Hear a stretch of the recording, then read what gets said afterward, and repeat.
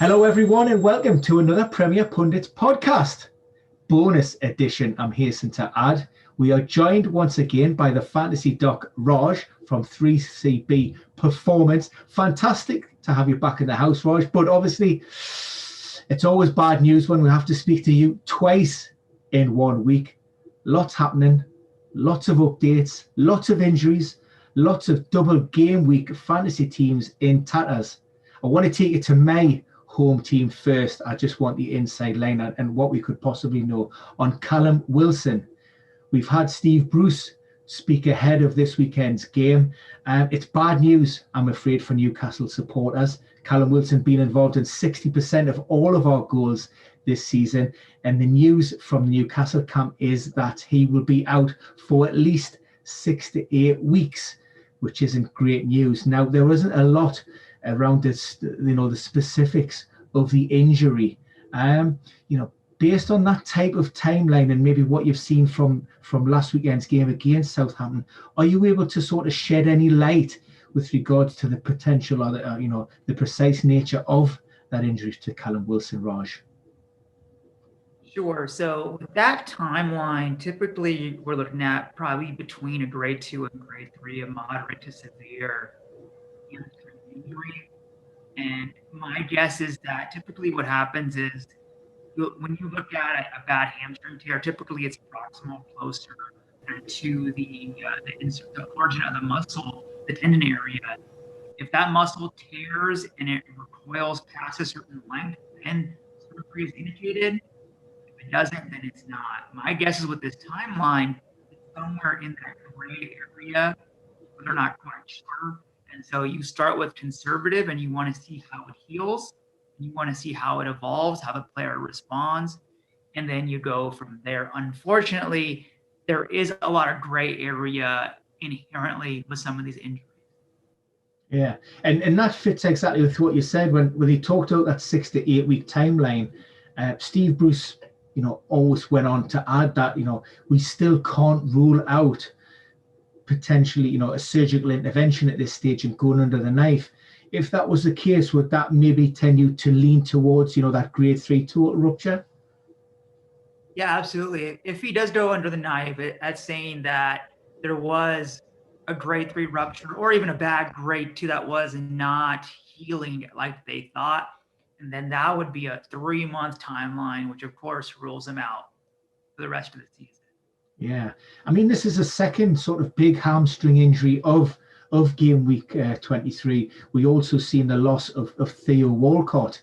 Now, again, Ralph Hasenhüttl came out and spoke to press ahead of the FA Cup, and he spoke about, he's going to be set for a lengthy spell on the sidelines because there's damage to the tendon. Now, specifically what, in terms of damage to that tendon and a tear in that, what does that indicate with regards to Theo Walcott? The reason why tendon injuries can take longer is because, one, they're at the ends of the muscles.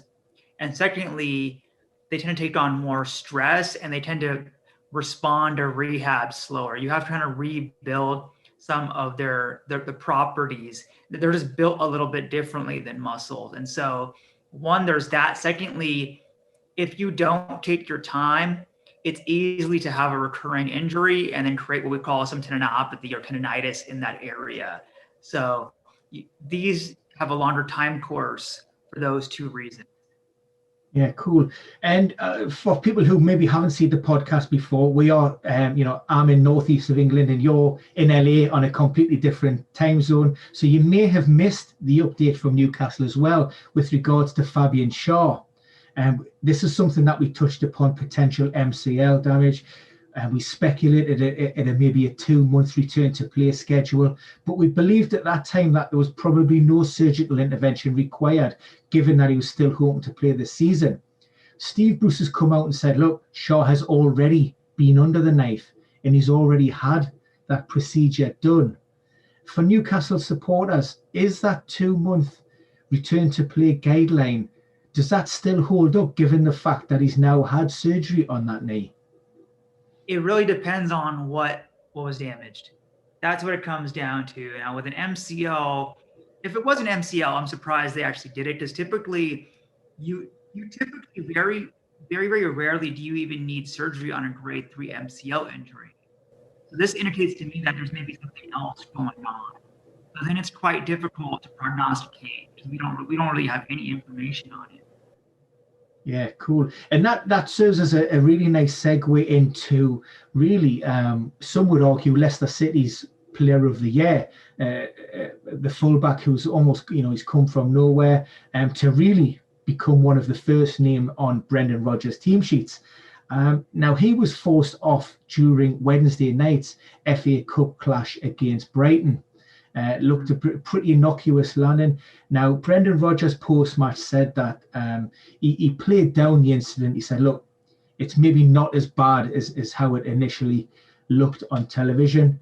But James Justin felt as if I heard a pop come from his knee, and he didn't sort of divulge any further information. But given the mechanism of injury and typically what you know about the knee, is that something that fantasy managers should be worried about with regards to his availability over the coming game weeks? I would say absolutely. Just based on the way he got injured, we've both seen it. His foot's rotated outwards, non-contact, the knee drops inwards. Maybe not enough there. At first, that's kind of the general idea for an ACL injury, but maybe it wasn't enough of an inward drop here. Even then, you're at risk for an ACL injury as well. And so each of those, depending on severity, definitely comes with some time off the pitch. Yeah, cool. So certainly one to watch for this moment, over the coming game weeks. Excellent. Listen, Raj, as always, fantastic, and really appreciate you joining us and offering your thoughts. It's going to be a bit of a minefield over the coming game weeks, so I'm sure we'll have lots to discuss, lots to talk about. And yeah, good luck with your fantasy team, and we speak to you again very soon. That's Raj, 3CB Performance. If you don't already follow him, why not? Check him out and make sure you subscribe to his YouTube channel. Links all in the box below. Cheers for now.